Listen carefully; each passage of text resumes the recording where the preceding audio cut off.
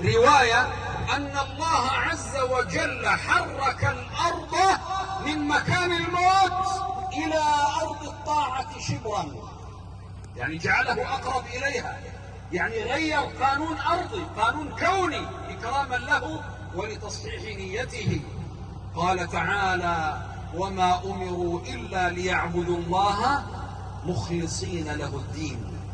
والإخلاص هو إخلاص النية في العبادة، في الطاعة، في المعاملة، في الجهاد.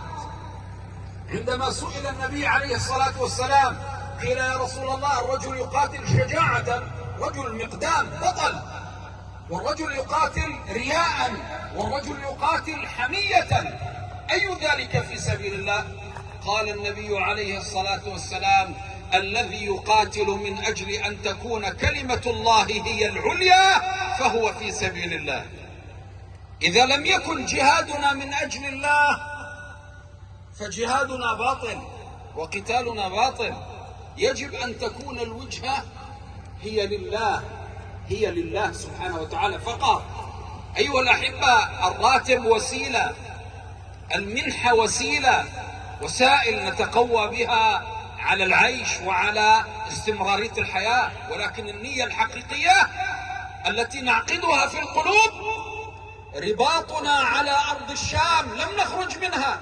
كم وكم من أبناء الشام الآن في أوروبا، كم جيالكم وأكبر منكم وأصغر منكم في أوروبا، في أمريكا، في نيوزيلندا، أستراليا، هاجروا، خرجوا من الشام.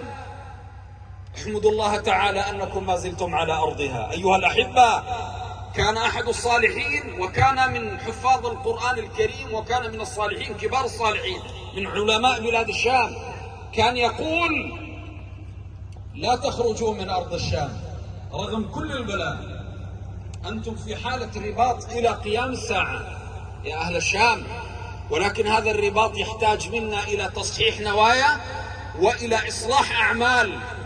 يعني أنت مجاهد ولا تصلي غير مقبول، أنت مجاهد ولا تصلي غير مقبول. كيف مجاهد في سبيل الله وأنت لا تستطيع أن تجاهد شيطانك من أجل 5 أوقات في اليوم والليلة؟ كيف تريد أن تقارع أعداء الله عز وجل؟ الآن يا أبناء الشام اجتمعت عليكم شياطين الأرض كلها، لأنهم يريدون أن يئدوا دين الله فيكم، يريدوا أن يقتلوا دين الإسلام فيكم، يريدوا أن لا تقوم للإسلام راية. خابوا وخسروا وذلوا. الإسلام منتصر بنا أو بغيرنا منتصر.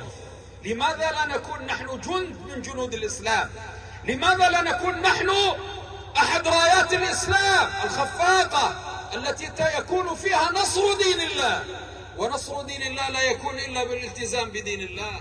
بسم الله الرحمن الرحيم، وأفضل الصلاة وأتم التسليم على سيدنا محمد وعلى آله وأصحابه أجمعين.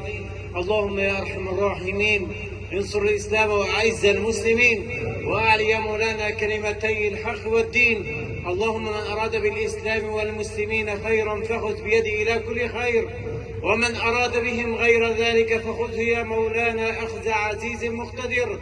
اللهم يا ربنا أصلحنا وأصلح بنا، اللهم اجعلنا مجاهدين في سبيلك برحمتك يا أرحم الراحمين، واجعل نيتنا صادقة لوجهك الكريم. اللهم يا ربنا أعلي راية الإسلام والمسلمين. اللهم يا ربنا اجعلنا في سبيلك.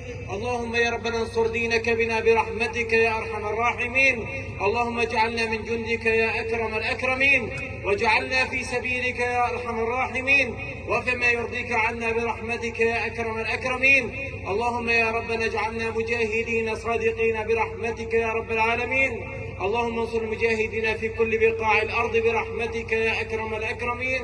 اللهم يا ربنا اغفر لنا ذنوبنا وإسرافنا في أمرنا وتب علينا إنك أنت التواب الرحيم. وصلى الله على سيدنا محمد وعلى آله وأصحابه أجمعين. أحبابنا، قبل أن تقوموا وعدت أخي رائد الله يجزاه الخير أن نقول لكم إن شاء الله بإذن الله قصيدة هذه كتبناها في عام 2005 تقريبا. قلنا فيها